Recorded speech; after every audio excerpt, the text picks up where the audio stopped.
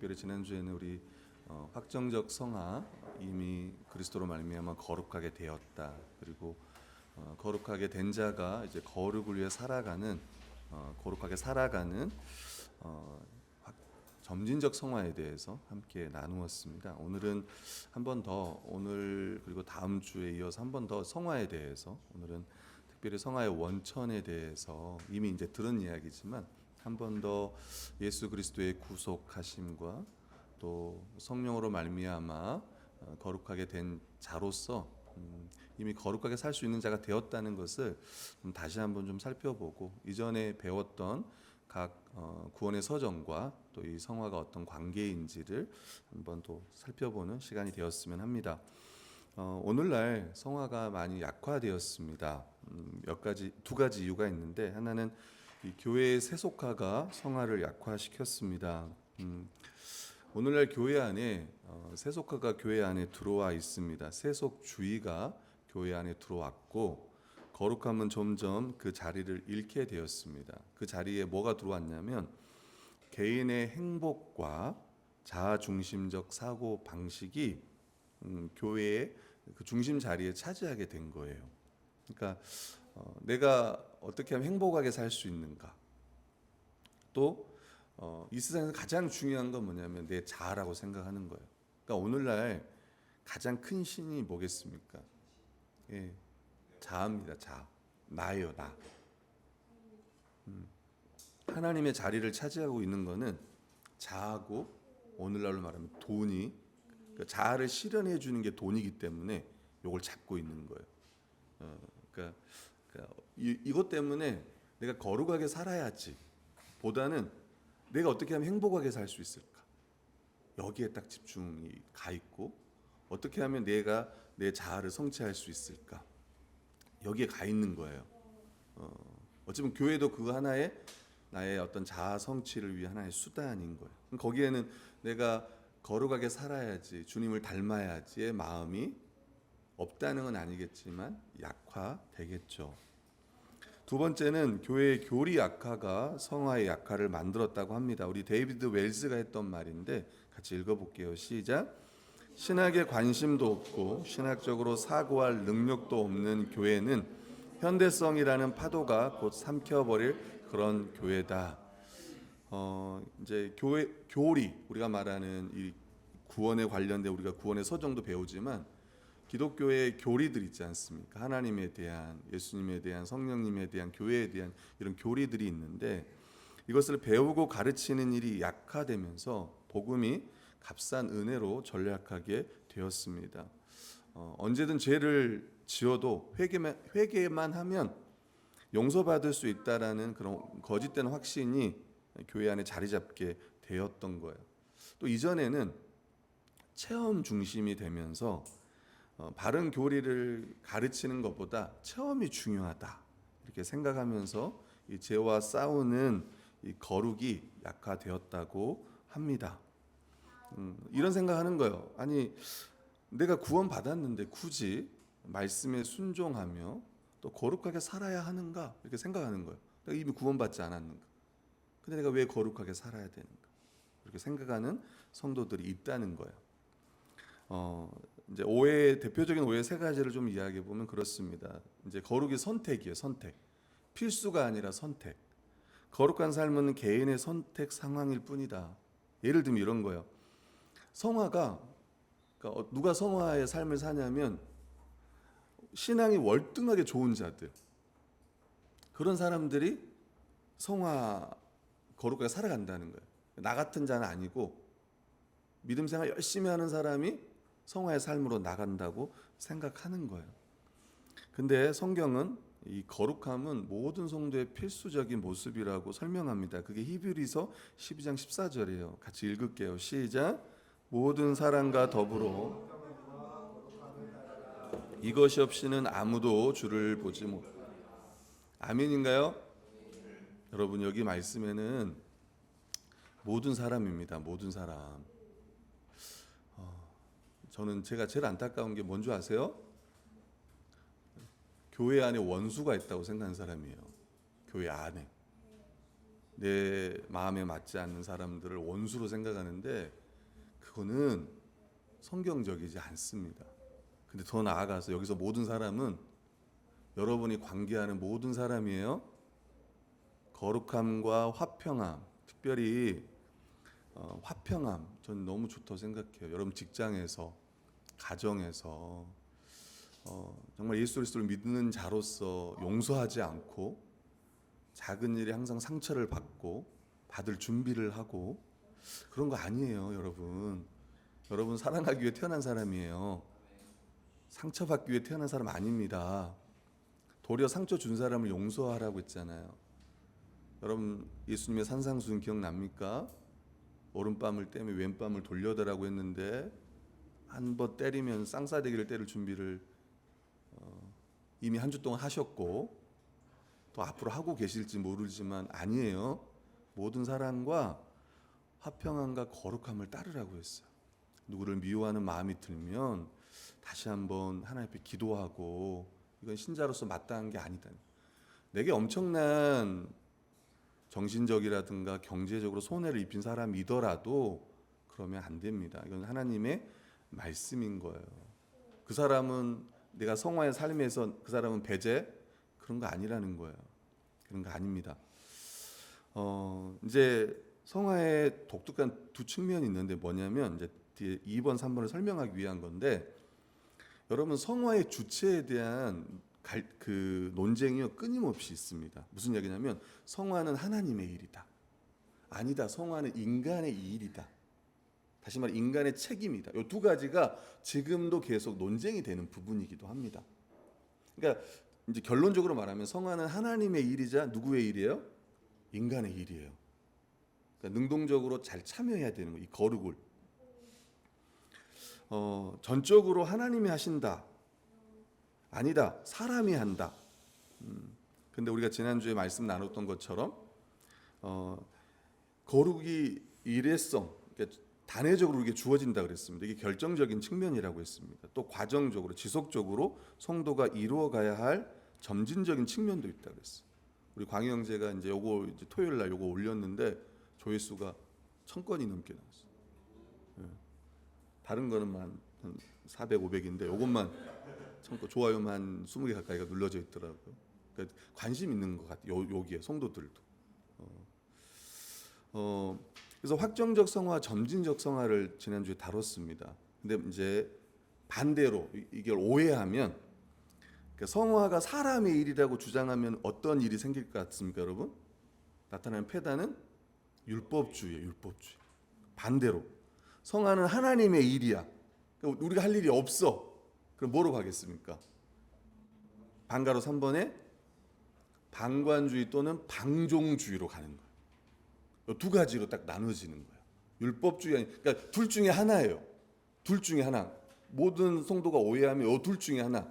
율법주의로 가든 아니면 방종주의로 가든 성화는 하나님의 일이니까 내가 할 일이 없어 이렇게 생각할 수 있다는 거예요. 하나씩 한번 살펴보겠습니다. 율법주의는 거룩한 삶은 사람의 의지와 노력으로 가능하다. 그래서 율법주의자는 율법을 지킴으로 거룩함을 얻으려고 합니다. 성화가 철저하게 사람의 의지와 노력에 있다고 생각을 해요. 그래서 특히 성화를 위해 열심히 사는 사람들은 그 마음에 뭐가 가득 차 있겠습니까? 자기 의가 가득 차 있어요. 제가 여러분 물어보겠습니다. 여러분 겸손합니까? 교만합니까? 여러분 겸손합니까? 누가 그러더라고요. 그러니까 자신이 겸손하다고 생각하는 사람은 교만한 사람이고 자신이 교만하다고 생각하는 사람은 겸손한 사람이다. 조나단 에드워즈가 했던 말이에요. 근데 무슨 이야기냐면 이런 거예요. 율법주의에 빠진 사람은 이런 겁니다. 자기가 가득 찼다고 했잖아요. 그러니까 나보다 좀 못한 사람들을 보면 어떤 마음이 들겠습니까? 네? 우월감, 교만한 마음이 있어요. 반대로 나보다 더 열심히 하는 사람이 있어요. 어떤 마음이 들겠습니까?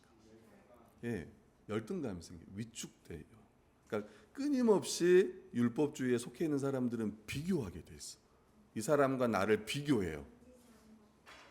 이 사람보다 내가 잘하면 좀 더 내가 괜찮은 사람이고, 나보다 더 열심히 한 사람 만나면 나는 좀 부족한 사람이고, 이렇게 끊임없이 비교하며 사는 거예요. 이게 이제 율법주의에 속한 사람인 거예요.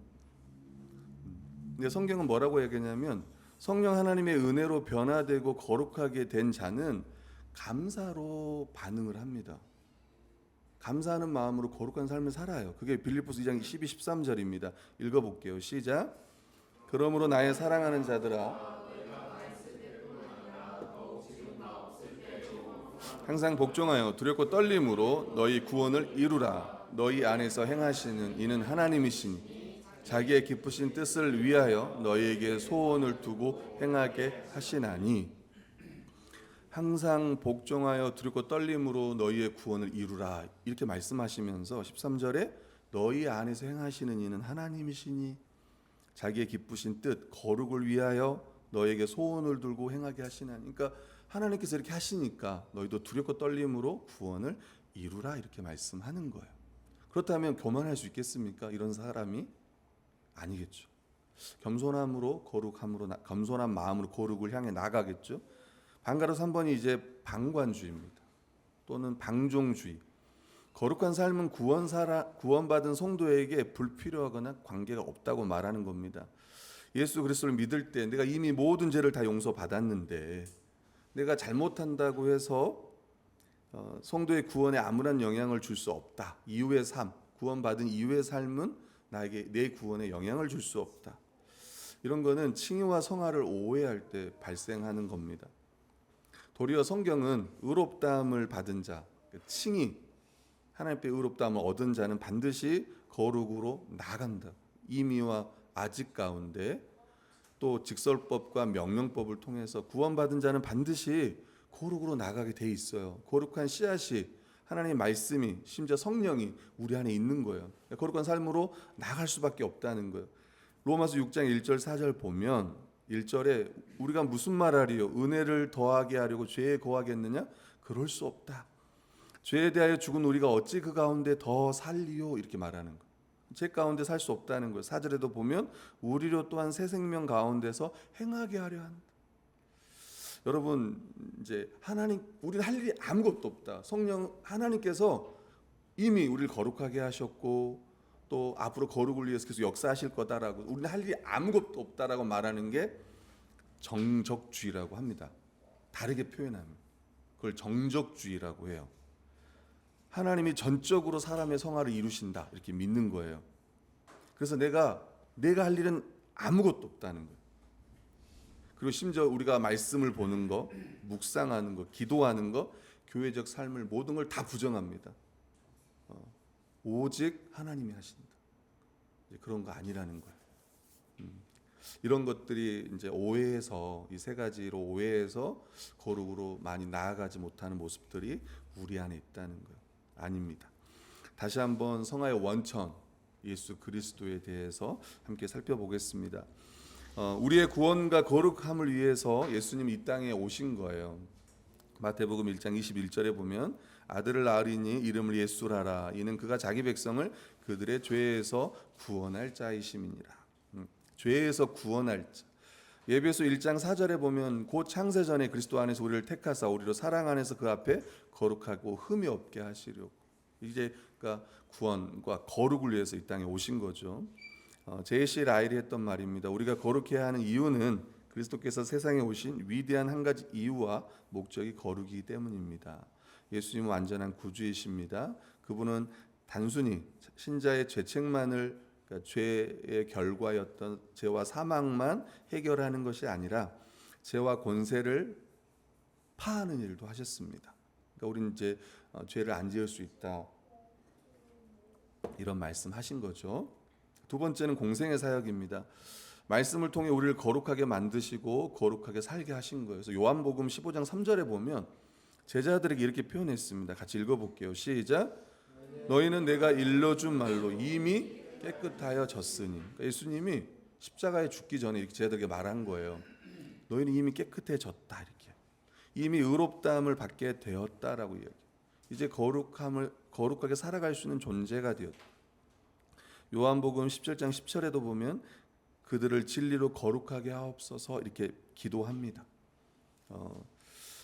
이미 복음으로 말미암아 죄인들은 거룩하게 되었고 이제 거룩하게 살 수 있는 그 진리가 우리 신자들에게 있다는 거예요. 마가복음 5장 8절 18절에서 20절 보면 예수님이 거라사가, 우리 마가복음 이미 설교 들었으니까 거라사에 있는 광인을 예수님께서 구원해 주신 거예요. 마가복음 5장 8절에 보면 더러운 귀신아 그 사람에게서 나오라. 여러분, 우리는 귀신을 무서워해요. 어떤가요? 여러분, 귀신은 더럽습니까? 무섭습니까?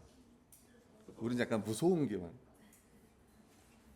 근데 성경은 더러운 귀신이라고 항상 이야기해요. 그러니까 죄를 짓게 하는 더러운 귀신, 하나님의 형상을 잃어버리게 하는 그 사단의 역사하지 않습니까?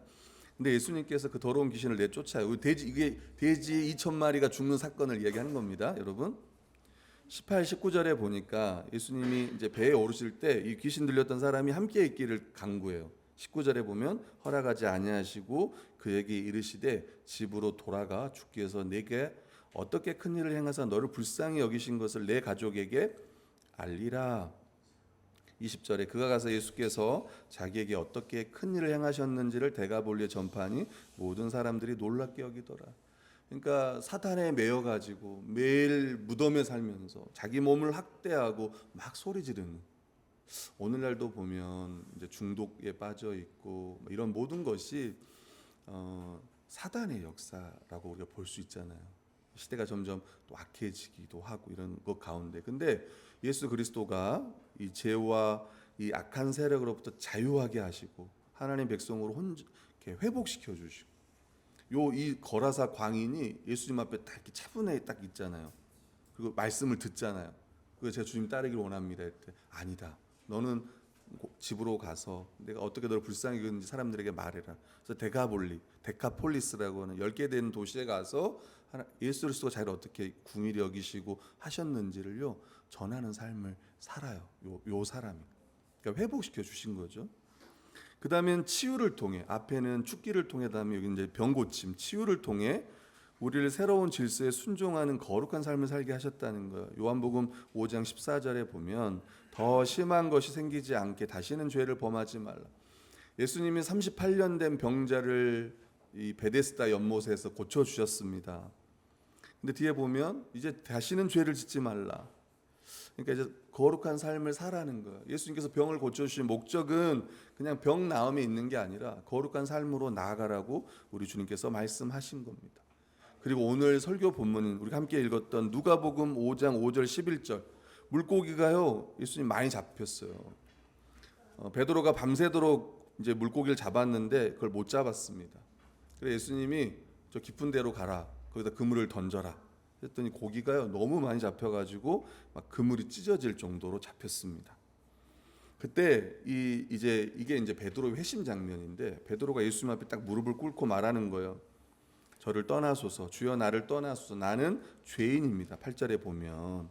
그리고 뒤에 보면 이 사람들이요 11절에 보면 그들이 배들을 육지에 대고 모든 것을 버려두고 예수를 따랐다고 오늘 성경은 말하고 있는 거예요. 그러니까 예수님이 이런 기적도 이들의 어떤 필요를 채우기 위한 것이 아니라 하나님의 뜻대로 주님을 따랐잖아요. 복음에 합당한 삶을 살도록 이런 기적을 베푸셨다는 거예요. 그러니까 예수님이 이 땅에 오신 목적도, 또 귀신을 내어 쫓는 것도, 그 다음에 병든 자를 고치신 것도, 기적을 베푸신 것도 다 거룩한 삶을 위한 거예요. 그러니까 하나님의 형상이 회복된다는 게 그런 거라는 겁니다. 그리고 특별히 이제 십자가의 죽으심과 부활과 승천도 그렇다는 거예요. 여러분, 십자가에 죽었습니다. 예수님이 우리를 죄의 권세에서 해방하시고 거룩한 백성으로 살 수 있는 길을 여신 건데, 우리 로마서 6장 6절 7절의 그 볼드체만 읽어보겠습니다. 시작. 죄의 몸이 죽어 다시는 우리가 죄에게 종노릇하지 아니하려 함이니. 아멘. 그 다음에 이 부활도 마찬가지예요. 우리 6장 4절 밑에 볼드체만 읽어볼게요. 시작. 우리로 새 생명 가운데서 행하게 하려 함이라. 그리고 십자가에 죽으시고 부활하시고 승천하셔서 하나님 보좌 우편에서 그분이 지금 뭐 하시는가? 우리 7장 25절에 볼드체만 읽어볼게요. 시작. 그가 항상 살아계셔서 그들을 위하여 아멘. 하나님 보좌 우편에서 거룩하게 살 수 있도록 우리를 위해서 그분이 기도하고 계신다고, 또 성령께서도 우리 가운데 함께 하셔서 중보하신다고 이야기하는 거야. 이제 두 번째입니다. 그리스도와의 연합. 신비롭고 실제적인 연합이에요. 우리가 예수님을 믿으면 그분과 연합해요. 여러분, 우리 복음의 기초에서 배웠던 것처럼 모든 사람은 태어나면 어디 안에 있습니까? 아담 안에 있습니다. 그리고 둘째 아담, 마지막 아담, 예수 그리스도. 이렇게 여기 있었던 사람이 이렇게 옮겨가잖아요. 어떻게 옮겨갈 수 있어요? 여러분, 믿음으로 옮겨가요. 그죠? 그때 믿을 때, 예수 그리스도를 믿을 때 누가 역사하십니까? 성령께서 역사하셔서 그리스도와 연합하게 하세요. 이걸 이야기하는 겁니다. 고린도서 6장 17절 같이 읽어보겠습니다. 시작. 주와 합하는 자는 한 영이다. 아멘. 우리가 이제 주와 합했다고 이야기하고, 여러분에게는 없지만 고린도전서 12장 3절에 보면 이렇게 표현하고 있어요. 하나님의 영으로 말하는 자는 누구든지 예수를 저주할 자라 하지 아니하시고, 또 성령으로 아니하고는 누구든지 예수를 주시라 할 수 없다. 그러니까 성령이 아니고는 예수를 주시라 할 수 없다. 그러니까 그리스도와 연합하게 할 뿐만 아니라 이제 그 예수님을 성령께서 주라 고백하게, 또 누구라 고백하게 해요? 예, 주와 그리스도, 또 양자의 영으로서 하나님을 아빠 아버지라고 고백하게 하는 거예요. 성령께서 그렇게 하시는 겁니다. 요한복음 6장 56절 같이 읽어볼게요. 시작. 내 살을 먹고 내 피를 마시는 자는 내 안에 거하고 나도 그의 안에 거하나니. 아멘. 예수 그리스도를 믿는 자, 십자가의 죽으심, 우리를 위해 피 흘리심, 이걸 믿는 자는, 또 마시는 자는, 또 성찬에 함께 참여하는 자는 내 안에 거하고 나도 그의 안에 거한다, 이렇게 말씀하고 있습니다. 이걸 우리가 신비적 연합이라고 해요. 왜냐하면 우리가 볼 수 없는 거잖아요. 이게 우리 눈으로, 그죠? 우리가 이걸 믿잖아요. 영적으로 그분과 한 몸이 됩니다. 그래서 이제 우리가 그리스도 안에 있고 그리스도도 우리 안에 계시는 거예요. 근데 실제로 계시는 거예요. 우리 안에 실제로 그분이 계시는 거예요. 아멘인가요? 그럼 여러분 죄를 지으면 어떨까요? 진짜 다른 말로 슬퍼하시는 거예요. 우리 안에서 그분이 슬퍼하시는 거예요. 그뿐만 아니라 우리를 위해 또 탄식하며 기도한다고 성경은 말하고 있습니다. 또 밑에 보면 그리스도와 연합한 자는 그리스도 안에서 모든 영적인 필요와 복이 부어집니다. 다른 말로 하면 그리스도의 의와 거룩함을 받은 거예요. 우리 고린도전서 1장 30절 같이 읽어볼게요. 시작. 예수는 하나님부터 나와서 우리에게 지혜와 의로움과 거룩함과 구원을 되셨으니. 아멘. 특별히 이 구원의 서정에 있어서, 그리고 복음에 있어서 가장 중요한 절 중에 하나가 1장 30절 같아요. 고린도전서 1장 30절. 너희는 하나님으로부터 나서, 이제 구원의 서정을 배웠으니까 이게 뭐예요? 너희는 하나님부터 나서, 중생, 성령으로 말미암아 거듭나서 이제 우리는 어디 안에 있습니까? 그리스도 예수 안에 있습니다. 근데 그 예수님은요, 하나님으로부터 나와서, 그죠? 하나님이 보내셔서 이 땅 가운데 성육신 하셔서 또 우리 안에 계시죠. 우리가 그분 안에 계시고 그분이 우리 안에 계십니다. 우리에게 뭐가 됩니까? 지혜가 돼요. 지혜. 물어볼게요. 이게 무슨 말일까요? 우리에게 지혜가 된다. 네. 그 다음에 저는 구원에 이르는 지혜라고 말하고 싶어요. 구원에 이르는 지혜. 이게 이제 여러분 그 디모데전서에 보면은, 디모데후서 3장에 보면, 그러나 너는 배우고 확실한 일에 거하라. 네가 누구에게서 배운 것을 알며 너는 어려서부터 성경을 알아나니 성경은 능히 너로 하여금 구원에 이르는 지혜가 있게 하느니라. 모든 성경은 하나님의 감동으로 된 것으로 딱 나가잖아요.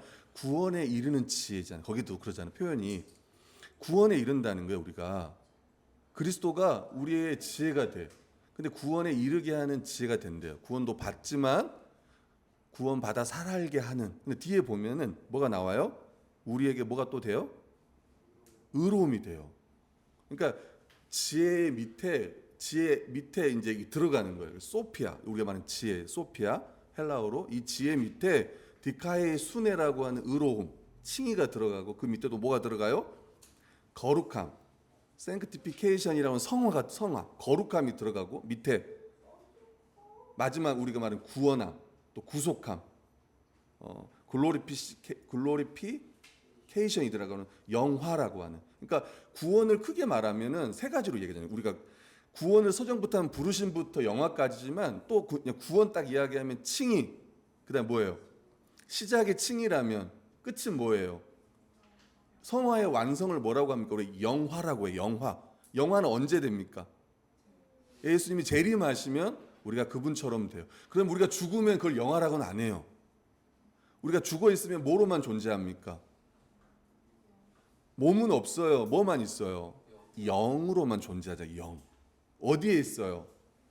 우리가 천당이라고도 이야기를 하고 천국이라고는 표현 안 하죠. 천국은 이 땅에 다시 완성되니까. 그리고 어떤 사람은 헷갈릴 수 있어요. 천국에 들어갔다.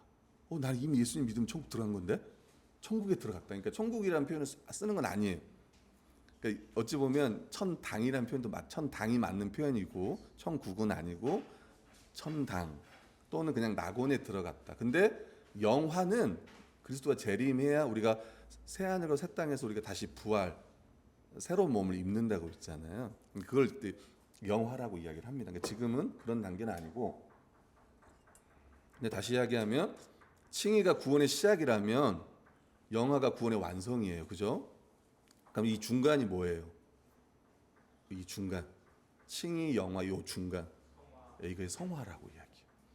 그러니까 그리스도가 우리의 구원의 지혜가 되신다고 할 때 칭의, 그다음에 영화, 성화 이 모든 것이 다 그리스도 안에 있구나 이렇게 보시면 돼요.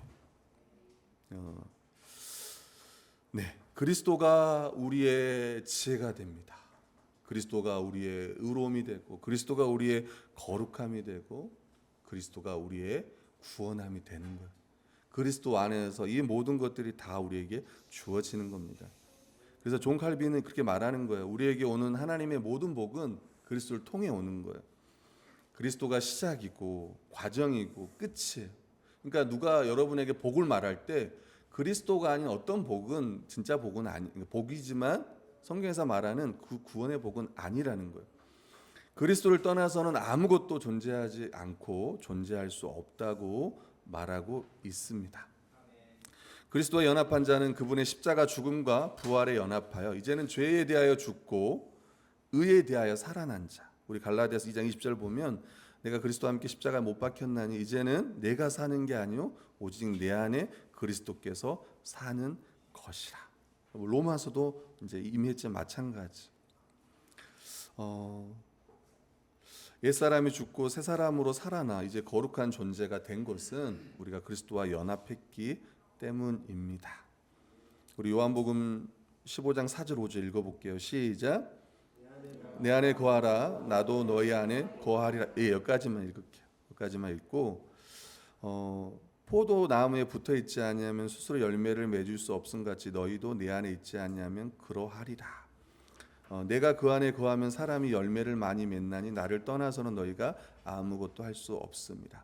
여러분 믿음으로 그리스도와 연합하는 순간, 여기 순간이 중요해요. 딱 연합되어지면 하나님의 뜻대로 살아갈 수 있는 능력이 우리에게 주어집니다. 믿습니까? 아멘. 밑에도 좀 이야기하지만 워터 마샬이 이런 표현을 썼습니다. 많은 사람들이 생각하는 것과 달리 죄사함과 영생에 대한 놀라운 확신은 결코 신자를 방탕한 삶으로 이끌지 않는다. 왜 그런가? 이 놀라운 복락은 오직 그리스도의 연합을 통해서만 주어지기 때문이다. 그리스도의 성령께서 복락과 성령의 선물이 나뉘지 않도록 하나를 묶으신다. 그러니까 거룩하게 살아갈 수밖에 없다를 이야기하는 거예요. 밑에 보면 싱클레어 포거슨이 연합에 대해서 풍성하게 설명하는데 마지막만 보면 생명의 연합인데 같이 한번 읽어볼게요. 시작. 그리스도의 연합은 항상 생명의 열매를 맺는다. 열매 맺는 삶은 오랫동안 믿어 어떤 경지에 이르는 것이 아니라 그분과 연합한 순간 주어지는 복이다. 여러분, 우리가 이걸 믿어야 돼요. 앞으로 내가 거룩한 삶을 살 거야. 나도 어느 정도 경지에 이르면 그렇게 살아갈 수 있겠지가 아니라 예수님을 믿는 그 순간 그렇게 살아갈 수 있는 존재가 된다는 거예요. 이제는 열매를 맺을 수 있다는 거예요. 이제는 의를 위해 살아갈 수 있다는 거예요. 죄에 대하여 죽고 하나님에 대해 산 자로서 그렇게 살아갈 수 있는 복이 예수님을 믿을 때 이미 우리에게 주어졌다고 말하고 있는 거예요. 아멘인가요? 아멘. 잘 보세요. 어떤 사람들은 일평생 다른 종교는 그래요. 다른 종교는 이렇게 살아가면 가톨릭도 말하는 것처럼 거룩하게 살다 보면 어느 순간 딱 마지막 그 딱 지점에 하나님 앞에 의롭다함을 얻겠지. 다시 말하면 구원을 받겠지 이렇게 이야기하는 거예요. 근데 기독교는요. 다른 사람들이 말하는 그 완성을요. 처음부터 딱 이야기해요. 예수 그리스도 딱 믿으면 그때부터 시작이에요. 그 사람들이 말했던 그 완성이 구원이 그리스도인들이 이미 딱 의롭다함을 받는 딱 그 순간 이제 그리스도처럼 살아갈 수 있는 성화의 삶이 시작이 됐다는 거예요. 아멘. 그리고 성령께서도 그리고 예수 그리스도께서도 도우신다고 이야기해요. 방가로 이번에는 보면 그리스도의 영에 의해서 이미 변화가 되었다고 이야기합니다. 옛사람이 죽고 새 사람으로 다시 살아났다고 이야기해요. 우리 예배소 4장 22, 24절 읽어볼게요. 시작. 너희는 유혹의 욕심을 따라 썩어져가는 구습을 따르는 옛사람을 벗어버리고 오직 너희의 심령이 새롭게 되어 하나님을 따라 의와 진리의 거룩함으로 지으심을 받은 새 사람을 입으라. 이 말씀을 옛사람을 벗어버리라 그러니까 지금도 내가 옛사람이 내 안에 있구나가 아니라 옛사람은 없는데 그 흔적이 우리에게 남아있어요.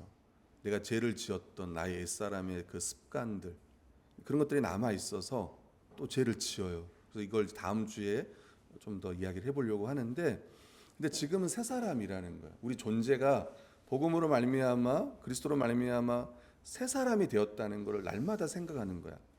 23절에 말하는 너희 심령이 새롭게 되어 이 심령이 새롭게 되어 마음이 새롭게 되어 그러니까 날마다 복음으로 우리의 지식을 다시 새롭게 하면서 내가 어떤 존재인지 내가 새 사람이구나를 생각하는 거예요.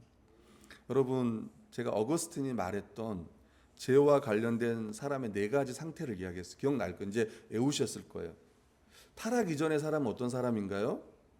죄를 지을 수 있는 상태입니다. 사중 상태예요. 죄를 지을 수 있는 상태. 포세 페카레. 페카레가 죄를 짓다고 포세는 있다예요. 가능성, 에이블. 그러니까 죄를 지을 수 있는 상태. 포세 페카레. 타락 이후의 사람은 죄를 짓지 않을 수 없는 논 포세 논 페카레 상태예요. 거듭난 이후의 사람은요. 죄를 짓지 않을 수 있는 포세 논 페카레 상태예요. 영화 이후의 사람은요. 죄를 지을 수 없는 논 포세 페카레. 다 외웠어요? 자, 한번 저를 보고 해볼게요. 라틴어로만 해보겠습니다. 어렵지 않아서 하는 말이에요. 죄를 지을 수 있는 상태. 포세 페카레. 그 다음에 죄를 지을 수밖에 없는 논 포세 논 페카레. 그 다음에 죄를 짓지 않을 수 있는 포세 논 페카레. 죄를 지을 수 없는 논 포세 페카레. 죽을 때까지 외우시길 바랍니다. 저도 한 주 동안 계속 외우려고 애를 썼습니다. 근데 지금 그리스도인의 상태는 어떤 상태예요? 포세 페카레, 포세 논 페카레. 죄를 지을 수 있는 상태, 죄를 짓지 않을 수 있는 상태. 지금 우리의 상태, 그리스도 안에 있는 상태가 그런 상태예요. 그리고 죄를 지어도 다시 죄를 지을 수밖에 없는 상태로 돌아가요? 안 돌아가요. 못 돌아가요. 우리는. 구원받은 백성들은 그럼 죄를 짓는다고 해서 다시 타락하느냐? 그렇지 않다고 말씀을 드렸습니다. 성령님은 말씀을 통해 그리스도 영광을 보게 하심으로 거룩한 자로 계속 자라가게 하세요. 그 5절, 6절만 읽어볼게요. 시작. 어두운 데에 같이 읽겠습니다. 시작. 어두운 데에 빛이 빛이라 말씀하셨던 그 하나님께서 예수 그리스도의 얼굴에 있는 하나님의 영광을 아는 빛을 우리 마음에 비추셨다. 여러분 4절에 보면은요, 불신자들, 이 세상이 믿지 않는 자들의 마음을 혼미하게 하여 그리스도 영광의 복음의 강체가 비치지 못하는 거야. 그러니까 그리스도가 누군지 알지 못하는 거예요. 근데 신자는, 지금 우리 신자는 하나님께서 그걸 보게 해주신 거예요. 성령께서, 우리 부르심 기억나죠? 성령께서 예수 그리스도가 어떤 분이신지를 우리로 하여금 보게 해주신 거예요. 우리 마음에 그 빛을 비춰주셨다는 거예요. 그리스도의 의와 그분의 거룩함을요, 십자가를 통해서 더 보게 하셨다는 거예요. 그러면서 더 거룩한 자로 우리를 이끌어 가신다고 성경은 말하는 거예요. 이 존 파이퍼 목사님도 이렇게 이야기합니다. 성화는 성령의 사역이다. 우리를 변화시키는 성령의 사역은 우리의 나쁜 습관을 직접 다루시는 것이 아니라 우리로 하여금 제약된 습관이, 내가 죄짓는 그런 습관이 낯설고 혐오스럽게 느껴질 만큼 예수 그리스도를 높이게 만다는 것이다. 높인다는 것이다. 그리스도를 꾸준히 바라볼 때 모든 것에 대한 우리의 영적 지각이 변하며 이러한 변화에 따라 그리스도를 닮은 우리의 모습은 매우 실제적이 된다. 우리의 행동도 변한다. 그래서 날마다 우리가 말씀을 통해서 기도하면서 또 예배하면서 누구를 바라보냐면 예수 그리스도를 날마다 바라본다. 그러니까 누가 믿음 생활을 잘하냐면 예수 그리스도를 바라보는 사람이에요. 기억납니까? 로이드 존스 목사님도 말했어요. 자기 성찰과 자기 점검을 이야기하면서 자꾸 자기를 성찰하면서 누구를 봐요? 자기를 봐요. 그리스도를 바라봐야 되는데 자기를 봐요. 그러면 이게 있잖아요. 제가 이번 청소년 수련회에 가서도 말할 건데, 정체성에 대한 이야기를 할 건데, 여러분 자기만 바라보면 거기엔 뭐밖에 없을까요? 쓰레기예요. 네, 거친 표현, 쓰레기. 맞아요. 어찌 보면 똥이라고 볼 수 있어요. 여러분 우리 애를 보면 우리 모습이 어떤가요? 네, 조심스럽게 이야기합니다. 정말 조심스러워요. 우리 중에 상처 없는 사람이 있을까요? 자꾸 상처 이야기하는데 저도 가끔 요즘에는 가고 싶어요, 병원에. 진짜입니다. 나도 우울증 검사해보고 싶어요, 여러분. 여러분 혹시 오해할지 모르겠는데 목사님은 그러지 않을 것 같은데.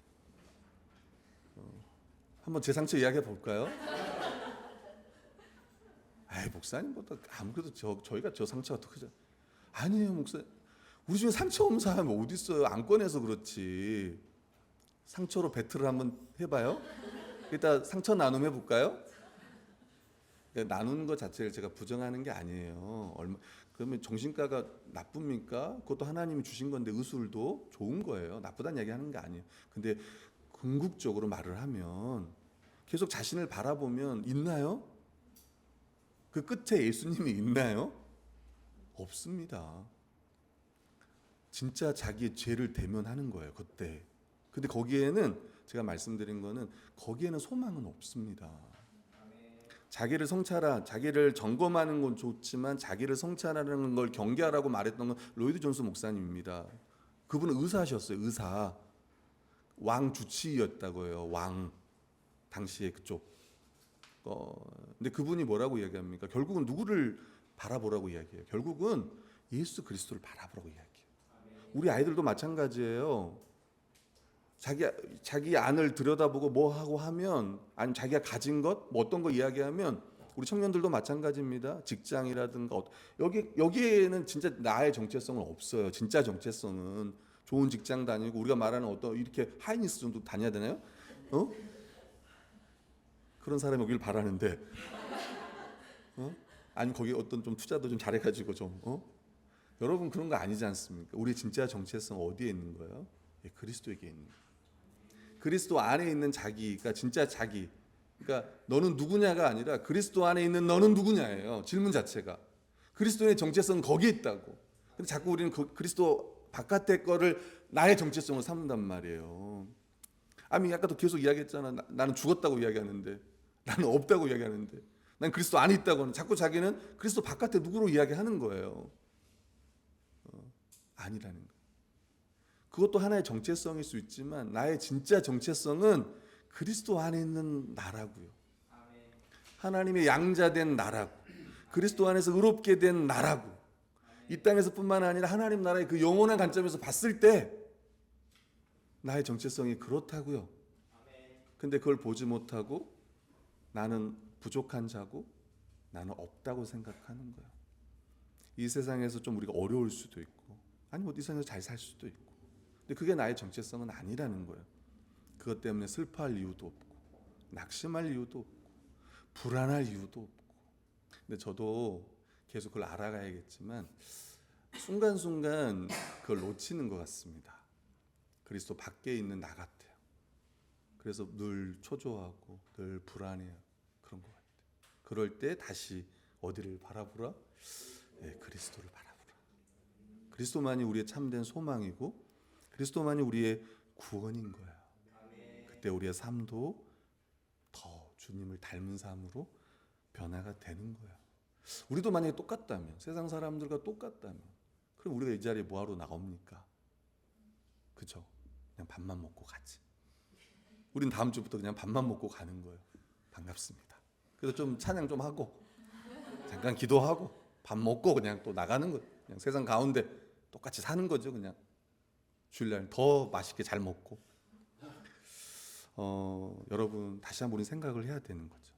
성령님은 그리스도를 더 영화롭게 하기 위해 이 땅 가운데 보내심을 받았습니다. 우리도 마찬가지로 우리가 성령을 통해서 날마다 그리스도 영광을 보는 거죠. 그분의 의로우심과 그분의 아름다우심과 또 그분의 거룩 또 그분의 영화 그것들을 바라보면서 점점 더 우리도 그리스도 형상으로 더 변화되는 거예요. 그럴 때 원수를 더 사랑하고 아까 말했던 진짜 교회 안에서뿐만 아니라 저 바깥에서도 화평함과 거룩함을 따르는 그래서 이거 없이는 주를 볼 수 없다고 말했던 그 말씀이 비로소 이해가 되는 거죠. 이제 마지막 세 번째 각 구원의 서정의 각 단계와 성화입니다. 성화에 기여하는 부르심. 우리가 거룩한 삶을 살다가 때론 실패할 때가 있어요. 그때 다시 한번 하나님의 부르심을 다시 한번 기억하면서 더 거룩으로 나아가는 것. 두 번째는 성화에 기여하는 중생입니다. 하나님의 역사로 새 생명 받은 자가 된 거예요. 다시 태어났어요. 우리가 기억나죠? 한 번 태어나면 몇 번 죽고 두 번 죽고 두 번 태어나면 몇 번 죽는다? 한 번 죽는다. 제가 말합니다. 여러분의 이제 영혼은 안 죽어요. 그러니까 안 죽는다는 말은 지옥에 안 간다는 이야기예요. 지옥이 두 번째 사망이거든요. 우리는 지옥을 안 봅니다. 그리고 우리가 죽는 딱 그 순간 딱 아버지 품에 딱 안길 거예요. 우리 영혼이. 그러니까 죽음 자체도 두려워하지 말라 말씀드리고 싶어요. 죽는 그 순간 우리는 아버지께 갈 거예요. 어떤 구천이 있는 게 아니에요. 또 다른 무슨 강을 건너? 우리 그런 거 아니라는 거예요. 중생은 하나님이 택한 자를 내버려 두지 않고 도우시기 때문에 다시 거룩하게 살도록 하시는 거예요. 네, 그리고 세 번째 성화에 기여하는 회개입니다. 회개. 우리가 죄를 지었을 때 어떻게 하냐? 다시 십자가의 은혜를 기억하고 하나님께 받아들여졌음을 확신하는 거예요. 성화에 기여하는 믿음이에요. 거룩한 삶을 살아갈 때 우리가 믿음으로 살아갑니다. 믿음은 그리스도를 바라보고 붙잡는 거예요. 이걸 기억하세요. 믿음의 삶은 우리가 어떻게 넌 대단한 믿음이야 이렇게 하지만 그런 게 아니라 믿음은 그리스도를 붙드는 거예요. 우리 믿음의 대상 자체가 그리스도잖아. 그분의 우리의 그리스도 되심 주 되심이잖아요. 그러니까 그분을 붙잡는 거예요. 그리고 그분의 은혜로 다시 거룩할 삶을 힘을 주는 거예요. 그리고 방가로 5번 칭의입니다. 칭의는 성화의 원천입니다. 의롭다함을 받은 신자는 이제 거룩한 삶으로 나아가요. 날마다 선포되는 이 칭의의 복음 다시 거룩하게 살도록 우리에게 힘을 주는 거예요. 왜 구원의 서정을 이야기하겠습니까? 다시 우리가 날마다 이런 존재니까 우리가 더 거룩하게 살아가자 이런 거잖아요. 방가로 6번 성화에 기여하는 양자됨인데 이게 참 중요합니다. 양자됨은 제 가운데서도요 하나님을 아버지라 부르며 회개할 수 있는 자녀의 특권을 누리게 해요. 저 기억하겠습니다. 말씀드리고 싶습니다. 여러분 하나님은 두려운 심판자가 아니에요. 우리가 예수님 믿기 전에 심판하시는 분이 아니야. 아버지야. 회복시키는 관계를 회복하시는 아버지예요. 근데 우리는 회개 자체를 너무 내가 어떤 사람은 왜 회개하냐 했을 때 지옥 가지 않기 위해서. 신자에게 회개는 그런 회개가 아니에요. 교제 회복, 관계 회복인 거예요. 우리 그래서 누가복음 15장 24절 있잖아요. 읽어볼게요. 시작. 이 내 아들은 죽었다가 다시 살아났으며 내가 잃었다가 다시 얻었노라. 그들이 즐거워하다. 제가 다시 이야기하잖아요. 제가 항상 얘기하잖아. 난 결이가 진짜 잘못돼가지고 집을 떠났어요. 교회를 떠났어요. 여러분이 부모라면 어떻게 하겠습니까? 어? 네. 진짜 사랑하는 아들이라면 여러분 그럴 수 있겠어요? 응? 기다리지 않을까요? 막 찾으려고 애를 쓰지 않겠습니까? 돌아오면 어떨까요? 막 뽀뽀하겠죠. 돌아와 그럴 수 있지만 저는 그게 부모라고 생각하는 거예요. 하나님도 마찬가지라는 얘기를 하고 싶은 거예요. 사랑하는 자녀가 죄를 지을 때 어느 부모가 참 신기하지. 여러분 결이가 죄를 짓거나 잘못하면요 저희 아내 보면 단호합니다. 손이 먼저 올라가요. 눈보다 빨라요. 어서 영화에 나왔던 대사 같아. 눈보다 빠르다 손이. 근데 보면요 엄청 사랑해요. 아빠는 뭐 비교할 수 없을 정도로 그 아이에 대한 사랑이 커. 부모의 마음이 그렇다는 거. 그러니까 신기하잖아요. 그러니까 죄에 대해서는 그러니까 하나님도 똑같다고 말씀드리고 싶은 거예요.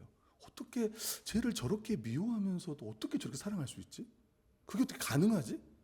미움과 사랑이 가능하지 어떻게? 그러니까 미울 때 그 아이를 미워하는 건 아닌 거예요, 진짜. 그러나 그 죄를 짓는 것 자체를 사랑하는 건 아니잖아. 어느 부모가 그렇습니까? 근데 그 아이를 돌이키게 하고 또 왔을 때 받아주고 사랑하잖아. 그게 부모잖아. 마찬가지라는 거야. 그러니까 양자됨이 그렇다는 거야. 양자됨은 자녀로서 날마다 하나님을 의지하며 거룩하게 살도록 힘을 줍니다. 그러므로 사랑받는 자녀같이 너희는 하나님을 본받는 자가 되고 우리가 사랑을 받는 그런 자예요. 하나님을 본받는 자가 되라. 성경 이렇게 우리 양자됨을 생각할 때 회개도 생각하고 또 우리가 거룩하게 하나님 본받는 것도 생각할 수 있다는 거예요.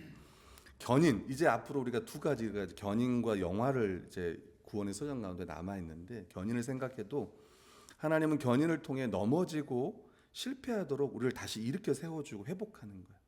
그러니까 그리스도인이 계속 죄를 지을 수만은 없어요.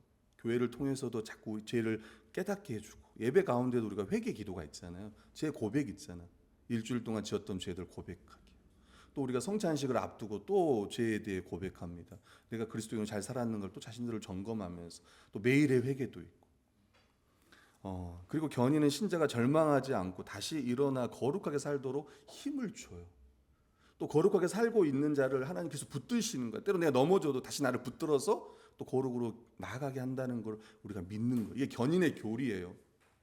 거룩하게 살지 않아도 하나님 나를 붙잡고 있다가 아니라 하나님은 진짜 하나님을 아버지로 예수를 주로 믿고 거룩하게 살아가는 자를 하나님 붙들고 있다는 거예요. 때로 내가 넘어져도 다시 나를 일으켜 세워서 계속 그 길을 가게 하시는 거예요. 어디까지? 영화까지 이르게 하신다는 거예요.